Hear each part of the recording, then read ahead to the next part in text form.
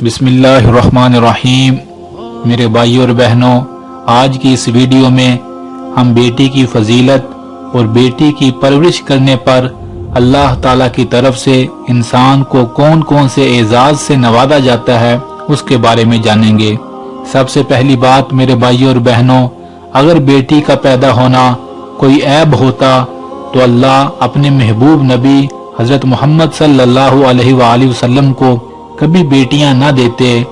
इसलिए मेरे नबी सल्लल्लाहु अलैहि वसल्लम ने फरमाया, ऐ लोगो, जिस शख्स की बेटियां हों उसे बुरा ना समझो, मैं भी एक बेटी का बाप हूँ। सुभान अल्लाह। और एक और जगह फरमाया कि बेटियां रखने वालों को कह दो, इन नौने हालों के बारे में गमगीन ना हो, तंग दिल ना हो, मैंने ही इन्हें पैदा किया है और मैं ही इनको रोजी देने वाला हूँ। सुभान अल्लाह।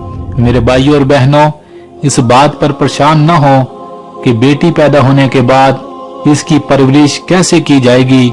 ये तो अल्लाह ही जानते हैं कि किसके मुकद्दर कितने ऊंचे होते हैं। तारीख की किताबें बताती हैं कि मलका नूर जहां जब वो अपने वालिदैन के घर पैदा हुई तो उसके वालिदैन बहुत गरीब थे और उनके वालिदैन गुर्बत की वजह से उन्हें रास्ते में छोड़ गए थे, लेकिन अल्लाह ही उनके मुकद्दर और नसीब के बारे में बेहतर जानता था। फिर एक वक्त वो आया कि जिसके वालिदैन गुर्बत की वजह से उसे रास्ते में छोड़ गए थे, वो हिंदुस्तान की बादशाह की बीवी मलका नूर जहां बनी। तो इन चीजों से भी परेशान न हो। अल्लाह रब्बुल आलमीन की जात मौजूद है, उसके खजाने बड़े वसी हैं, वही बेहतरीन तरीके से अपने बंदों का नवाजने वाला है। आप उसके खजानों पे नजर रखें और फिर देखें अल्लाह ताला कैसे मदद फरमाएगा। और अगली बात मेरे भाइयों और बहनों, और बेटी पैदा होने के बाद इंसान को दुनिया में कितनी अल्लाह की रहमतें मिलती हैं। एक रवायत में फरमाया, जिसके घर बेटी पैदा होती है अल्लाह की खास मदद उस बंदे के हर काम में शामिल हाल हो जाती है। सुभान अल्लाह। और आखिरत में बेटी के बाप को अल्लाह कितने एजाजों से नवाजेंगे। एक रवायत में फरमाया, ऐ लोगो, जिसको अल्लाह ताला ने 3 बेटियां अता की और उसने उनकी बेहतरीन परवरिश की और उन्हें अदब सिखाया और शादी के बाद भी उनके साथ एहसान का मामला करता रहा, इस अमल की वजह से उस शख्स पर अल्लाह की जन्नत वाजिब हो जाएगी। सुभान अल्लाह।